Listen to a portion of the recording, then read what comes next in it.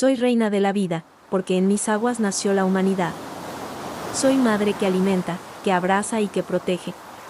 Pero también soy marea que se levanta con poder cuando mis hijos son ofendidos. Me encuentran en el canto del océano, en la espuma blanca que acaricia la arena, en el azul inmenso que no tiene fin. Mis hijos me honran con caracoles, con flores y con el sonido de los tambores. Porque saben que yo escucho, que yo respondo. En mi trono de agua guardo secretos antiguos. Mi corona brilla con la luz de la luna. Y mis manos sostienen el destino de quienes me invocan con fe. Soy Yemaya, madre de la vida y guardiana del mar. Quien me respeta, recibe mi bendición. Quien me llama con devoción, nunca estará solo.